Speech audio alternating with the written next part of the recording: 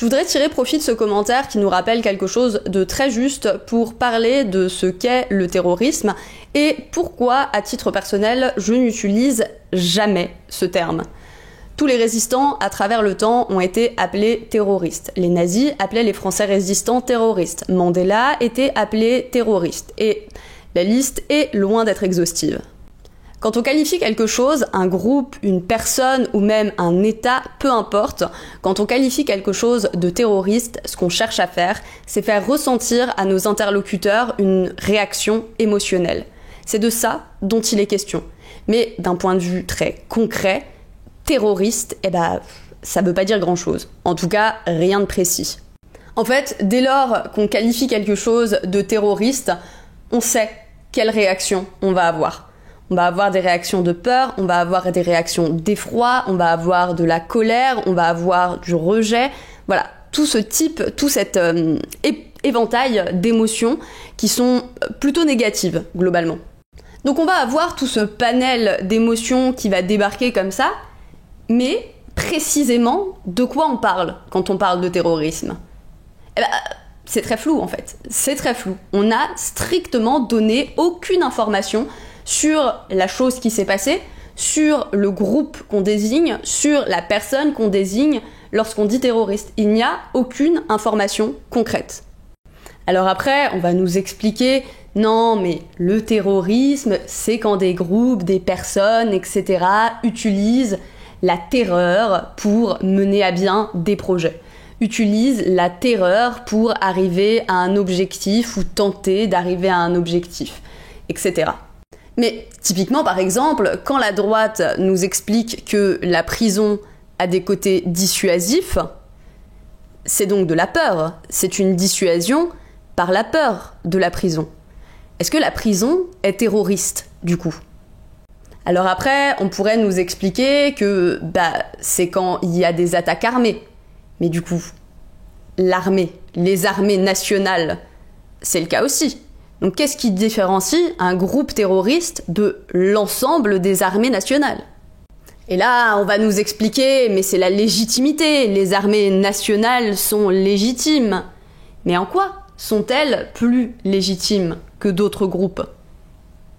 La légitimité d'un État, elle se fait par sa reconnaissance par les autres États, par ses relations avec les autres États, etc., etc., mais de manière très concrète, sur les actions qui sont menées, ça raconte rien. Ça raconte absolument rien, parce que on le sait depuis que les États existent, les États sont capables de produire les exactes mêmes atrocités que n'importe quel autre groupe organisé. Alors, si effectivement votre but est de faire éprouver une réaction émotionnelle aux personnes en face lorsque vous utilisez le terme terroriste, si c'est ça, ce point précis, votre objectif, alors oui, utilisez effectivement terroriste, parce que dans ce cas-là, ça fonctionne. Mais moi, c'est pas mon but. Je crois que l'usage de la peur, c'est l'un des outils les plus utilisés actuellement par les droites, qu'elles soient libérales ou réactionnaires, ou les deux, ou fascistes, etc.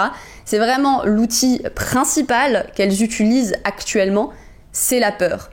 Et à titre personnel, je pense que s'engouffrer là-dedans, c'est pas une bonne idée et que ça va plus nous mettre des bâtons dans les roues qu'autre chose. Je pense que le terme de terroriste n'est pas rigoureux et personnellement, je m'impose une rigueur plus importante que ça.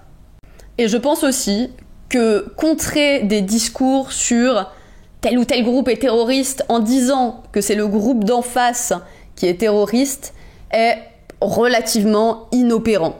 C'est vraiment comme quand vous étiez gamin et que vous dites non et la personne en face dit si et vous dites non et elle dit si. On n'est pas bien avancé. C'est beaucoup plus intéressant en fait de parler d'actions concrètes. Qu'est-ce qui s'est passé ? Est-ce que c'était une attaque à la bombe ? Est-ce que c'est des personnes qui ont tiré au hasard sur la foule ? Ou est-ce que c'est un groupe politique qui a revendiqué une action pour certaines raisons ? Est-ce que...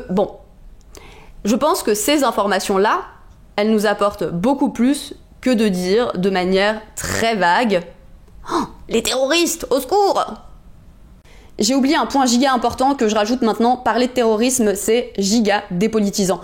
Dès lors qu'on parle de terrorisme, on arrête de se poser de la question de ce qu'il y a derrière. Ce groupe-là, d'où il vient? Pourquoi? Comment? Est-ce qu'il y a des revendications? Quelles sont les revendications? Qu'est-ce qui a mené à ce que cet événement ait lieu? Est-ce qu'il y a des événements politiques derrière qui ont mené à ce que cet événement ait lieu? Voilà, est-ce que c'est une réponse à des choses qui ont eu lieu auparavant, etc., etc. En fait, le fait de dire terroriste, ça coupe tout questionnement à propos de ces choses-là et ça dépolitise.